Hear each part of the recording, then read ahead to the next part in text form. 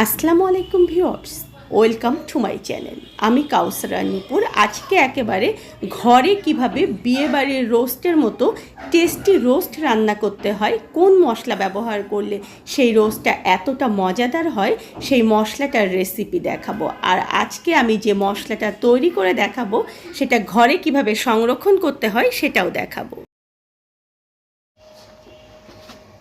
রোস্টের মশলা করার জন্য দেখুন যে আমি যে উপকরণগুলো নিয়েছি মশলার, সেগুলো সব পরিচিত করে দিচ্ছি আপনাদেরকে। এখানে দেখুন যে আমি চীনাবাদাম নিয়েছি। চীনাবাদামটার পরিমাণ হচ্ছে 1/4 কাপ পরিমাণ। আর ঠিক যতটুকু চীনাবাদাম নিয়েছি তার চেয়ে অর্ধেক পরিমাণ এখানে আমি কাঠবাদাম নিয়েছি, এবং কাঠবাদামের অর্ধেক পরিমাণ আমি এখানে কাজু বাদাম নিয়েছি। আপনারা যদি চান তাহলে সব মিলিয়ে আপনারা এখানে 1/2 কাপ পরিমাণ বাদাম যে কোনো একটা নিতে পারেন, সেটা কাঠবাদামও হতে পারে আবার কাজু বাদামও হতে পারে। তবে আমাদের দেশে চীনাবাদামটা যেহেতু অ্যাভেলেবেল পাওয়া যায়, তাই আমি এখানে চীনাবাদামের ব্যবহারটা বেশি করেছি। এখন আমি এখানে দেখুন যে নর্মাল আমাদের যে জিরা রয়েছে সেই জিরা নিয়েছি 3 টেবিল চামচ পরিমাণ। 2 টেবিল চামচ আমি এখানে ছোট এলাচ বা সাদা এলাচ যেটাকে বলে সেটা নিয়েছি। আমি এখানে 8 থেকে 10 টুকরো দেখুন যে দারচিনি নিয়েছি, আর 3টা স্টার এলিচ নিয়েছি। স্টার এলিচটা একটু কম পরিমাণ নিতে হয়, কারণ এটা কিন্তু অনেক ঝাঁঝালো।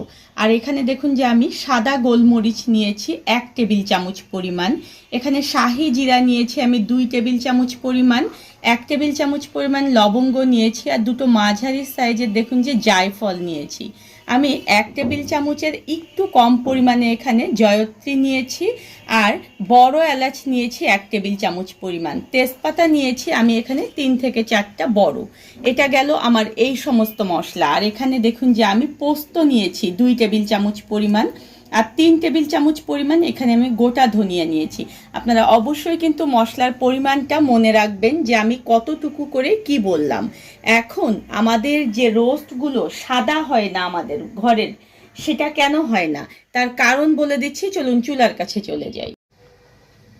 একটা ফ্রাইং প্যান নিয়ে সেখানে আমি দেখুন যে আমার যে বাদামগুলো নিয়েছি, আমি এখানে চীনা বাদাম এবং কাঠবাদাম এই দুটো বাদাম এখানে দিয়ে হালকা একটু রোস্ট করে নেব এটাকে, যাতে করে এর ছালগুলো যে রয়েছে সেই ছালগুলো যতটুকু সম্ভব পারি আমরা একটু সাদা করে নেব। হালকা একটু রোস্ট করার পরে দেখুন যে বাদামগুলো একটু ঠান্ডা হয়ে গেলে যখন এরকম হাত দিয়ে নাড়বেন, তখন দেখবেন যে ছালগুলো কিন্তু পুরোটাই উঠে যাচ্ছে। ঠিক এইভাবে করে আমরা পুরো বাদামের ছালগুলো এভাবে করে তুলে নেব। আমি বাদামগুলো ছাল তুলে ফিরে এলাম ফ্রাইং প্যানে। এখন দেখুন যে আমি ধনিয়াটা দিয়ে দিচ্ছি, আর আমার এখানে কাজু বাদাম বাদ দিয়ে যে মশলাগুলো রয়েছে সেই মশলাগুলো আমি এখানে একে একে ব্যবহার করব। তবে সবচেয়ে বড় কথা বলি, চুলার আঁচ একেবারে লো রাখতে হবে। দেখুন আমি এখানে জিরা দিয়ে দিচ্ছি, আর আমি কয়েকটা সাদা এলাচ এখানে রাখছি, আর বাকিগুলো এখানে দিয়ে দিচ্ছি। কেন রাখছি সেটাও আমি আপনাদেরকে একটু পরেই বলে দেব যখন আমরা মশলাটা করব। আর দেখুন যে তেজপাতাগুলো দিয়ে দিলাম, দারচিনিটা দিয়ে দিচ্ছি।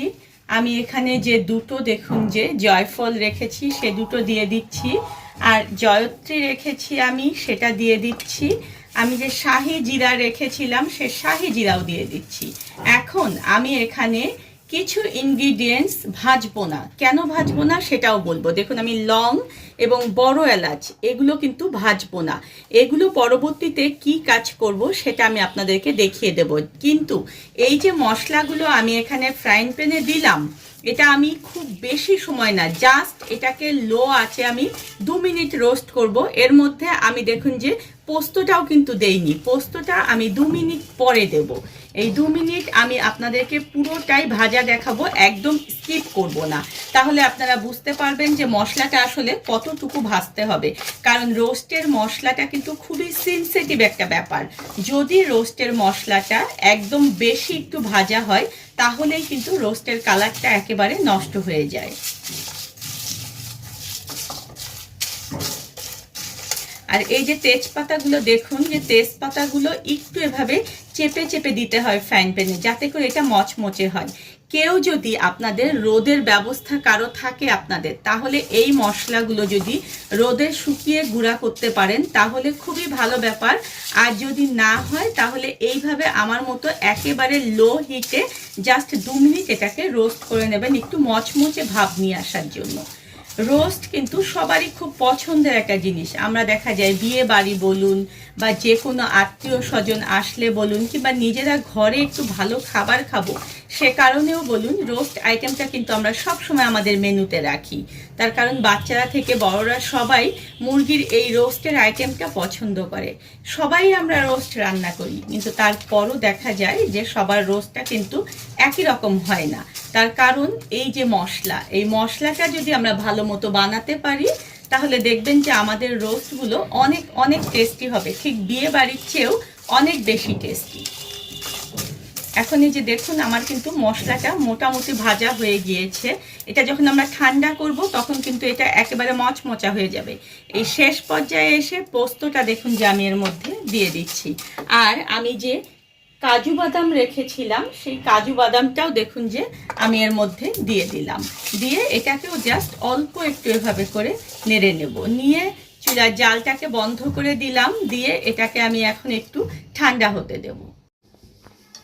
এখন ব্লেন্ডারের একটা জাগ নিয়ে নিচ্ছি, সেখানে দেখুন যে আমি তেজপাতাগুলো দিচ্ছি। আমার যে ভেজে রাখা বাদামগুলো সেগুলো আমি দিয়ে দিচ্ছি। এই যে কাঠবাদামগুলো আমরা নিয়েছি, বাদামের ছাল কিন্তু সহজে উঠতে চায় না, তাই এতে কোনো সমস্যা নেই। আপনারা যতটুকু সম্ভব তুলবেন, বাকিটা না তুললেও কিন্তু কোনো সমস্যা নেই। তবে আরও যদি করতে চান আপনারা, তাহলে দেখা যায় যে কাঠবাদামগুলো একটু ভিজিয়ে রেখে সেগুলো ছাল তুলে নিয়ে তারপরে ভেজে নেবেন। জায়ফলগুলো কিন্তু একটু ভেঙে দেবেন, তাহলে দেখবেন যে আপনাদের ব্লেন্ডারটা নষ্ট হওয়ার কোনো সম্ভাবনা নেই। আপনার ব্লেন্ডারের অ্যাকোমোডেশন ঠিক কতটুকু সেই অনুযায়ী আপনারা দিয়ে দিয়ে এটাকে গুঁড়ো করে নেবেন। আমি এখন এগুলো গুঁড়ো করে তারপরে ফিরে আসছি।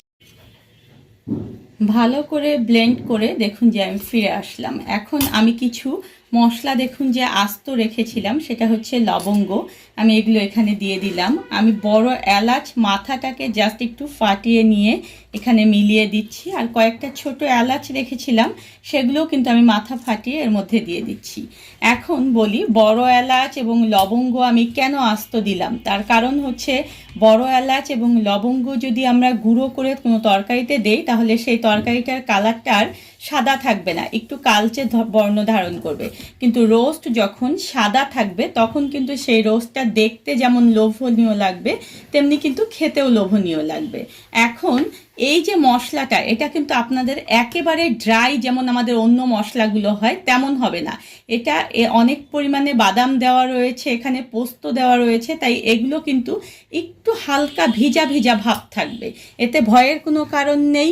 রোস্টের মশলা সংরক্ষণের পদ্ধতি আমি বলে দিচ্ছি যে আপনারা রোস্টের মশলাটা ঠিক এইভাবে করে ডিপ ফ্রিজে একটা এয়ারটাইট পটে করে বন্ধ করে তারপরে সংরক্ষণ করবেন, এবং যখন প্রয়োজন তখন বের করে ঠিক যতটুকু আপনাদের প্রয়োজন ততটুকু নেবেন, নিয়ে বাকিটা আবার ডিপ ফ্রিজে ভরে রেখে দেবেন।